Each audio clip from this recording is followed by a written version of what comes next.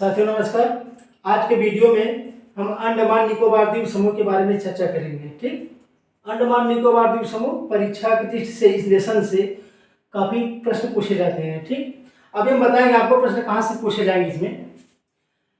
तो इसमें चर्चा के जो प्रमुख बिंदु हैं, ये अंडमान निकोबार द्वीप समूह यानी अंडमान द्वीप अलग, द्वीप समूह अलग और निकोबार द्वीप समूह अलग। दरअसल ये पूरा द्वीप समूह जो है बंगाल की खाड़ी में मिलता है। ठीक, बंगाल खाड़ी यानी म्यांमार से होता हुआ जो अराकानियोमा का जो भाग है, इस तरह से फिर ये, ठीक है, अराकानियोमा जो यहाँ पे माना जाता है पर्वतश्रेणी, उसका इस समुद्र में डूबा हुआ भाग माना जाता है। ठीक है, अब इसमें चर्चा हम करेंगे। यहाँ पे पाए जाने वाले दो पास, एक डंकन पास यहाँ पे, एक 10 डिग्री चैनल यहाँ पे। ठीक, दूसरी बात यहाँ पे पाए जाने वाले प्रमुख जनजातियों की चर्चा, उसके बाद यहाँ की पर्वत श्रेणियों की चर्चा, फिर वनस्पतियों की भी चर्चा हम करेंगे। तो आइए सबसे पहले हम देख लेते हैं कि द्वीप समूह का इतिहास क्या रहा है। दरअसल इस द्वीप समूह को पहले अंडमान निकोबार द्वीप समूह न जान करके इसको कहा जाता था एंगाडेनम। इस द्वीप को एंगाडेनम के नाम से जाना जाता था, हम यहाँ पे बता चुके हैं। यानी इसका मतलब होता है नग्न लोगों की भूमि। अब आगे चलते हैं, इसका इतिहास क्या है। 1756 से लेकर के 1848 ईस्वी तक इस भूभाग पर डेनस, 1756 से लेकर के 1848 तक इस भूभाग पर डेनस लोगों का अधिकार था। 17वीं शताब्दी की जब बात करेंगे तो यहाँ पर मराठों का अधिकार था। किसका? मराठों का। 17वीं शताब्दी में मराठा। 1869 से लेकर के 1869 से आगे यानी 1547 तक इस पर जो अंग्रेजों का अधिकार था। अब भारत में मुख्य रूप से शामिल कब किया गया? 15 अगस्त 1947 को। 15 अगस्त 1947 को भारत के मुख्य भूमि को शामिल कर लिया गया। ठीक, ये हो गया।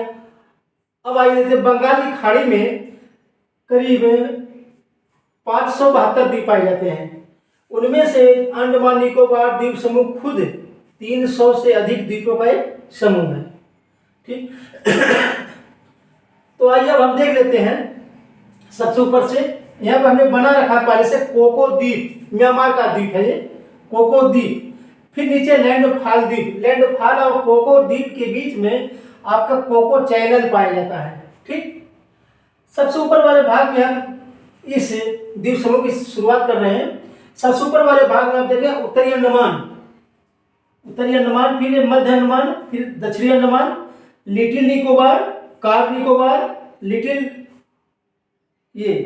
अंडमान था, लिटिल निकोबार, ग्रेट निकोबार। ठीक, अब इसी के साथ साथ हम एक एक भूभाग की चर्चा करते चले जाएंगे।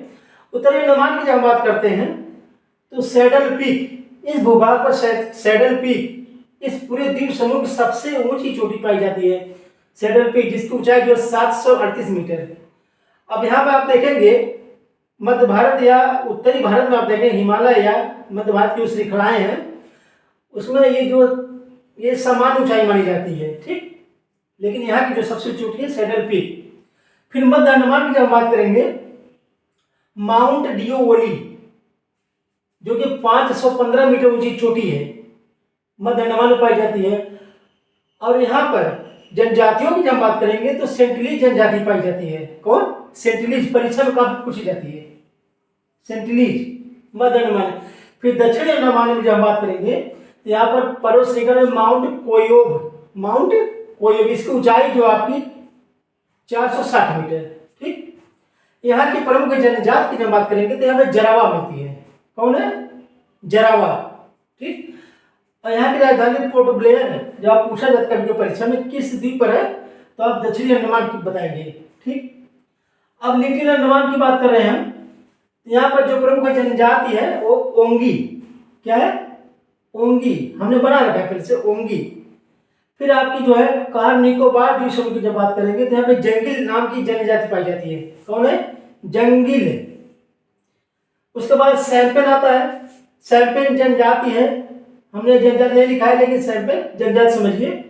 ये लिटिल निकोबार और उसके आसपास के द्वीपों पर पाए जाते हैं सैम्पेन। फिर सबका भारत का दक्षिणतम द्वीप जो है, स्थान जो हो गया है ग्रेट निकोबार द्वीप, इसी पर भारत का सबसे दक्षिणतम बिंदु जो है इंदिरा पॉइंट इसी पर है। ठीक, अब आप देख लीजिए यहाँ पर दक्षिणी अंडमान और लिटिल अंडमान की चर्चा कर लिया जाए। इसके बीच में एक पास पाया जाता है, पास, उसका नाम क्या है, डंकन पास। ये परीक्षा में अधिक पूछा जाता है, इसको आप याद कर लेंगे। फिर लिटिल अंडमान और कार निकोबार के बीच में आपका जो है 10 डिग्री चैनल पाया जाता है। ठीक, अंडमान यहाँ तक था, निकोबार यहाँ शुरू हो रहा है। तो अंडमान और निकोबार द्वीप समूह को विभाजित करने वाला चैनल जो क्या है 10 डिग्री चैनल। ये परीक्षा में दोनों याद कर लीजिएगा, ये बहुत पूछे जाते हैं। ठीक, और अब हम बात करते हैं द्वीपों की बात, जो ज्वालामुखी बात कर लेते हैं। तो दो ज्वालामुखी पाए जाते हैं भारत में। क्या है, एक जो नारकोंडम द्वीप जो कि प्रसुप्त ज्वालामुखी है, ठीक, और एक जो है बैरन द्वीप जो कि सक्रिय ज्वालामुखी है। ठीक, आइए अब हम बात कर लेते हैं यहाँ की जो पठारी पर्वतीय और मिट्टी की संरचना वो क्या है। यहाँ पे जो है बलुआ चूना पत्थर क्या है, मिट्टी कैसी है, बलुआ चूना पत्थर, इससे बनी मिट्टी पाई जाती है यहाँ पे। तो इस प्रकार की वनस्पतियां वहां पर कैसी हैं, वनस्पतियां जो एपीफाइट प्रकार की हैं।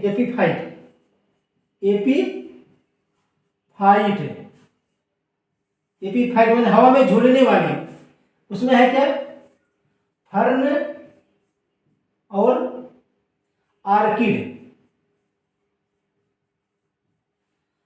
फर्न और आर्किड यहाँ पाए जाते हैं। ठीक, फर्न और आर्किड एपीफाइट प्रकार की वनस्पतियां पाई जाती हैं। अभयारण्य आप देखेंगे जब आप यहाँ पे 96 अभयारण्य पाए जाते हैं। पूरे भारत में 96 अभयारण्य इसी द्वीप समूह पाए जाते हैं। कितने, 96 अभयारण्य, 96 अभयारण्य यहाँ पाए जाते हैं। ठीक, अब आप देखेंगे यहाँ पे पूछा परीक्षा में क्या जाता है उस पर हम चर्चा के बाद ऊपर से नीचे देख लीजिए। आपको जो है सबसे ऊंची चोटी पूछा जा सकता है परीक्षा में, सैडल पीक ये हो गया। दूसरा है सेंटिलीज, ये आप याद कर लेंगे। तीसरा है जरावा ये, और चौथा जो है डंकन पास और 10 डिग्री चैनल, ये दोनों जरूर याद कीजिएगा। डंकन पास और 10 डिग्री चैनल की अवस्थिति कहाँ पे है। फिर आपका जंगली उतना नहीं पूछा जाता है, लेकिन 5 ही जनजातियों को वर्णन किया गया है, इसलिए याद कर लीजिएगा। सैम्पेन, फिर इंदिरा पॉइंट आपको पूछा जाता है। ठीक,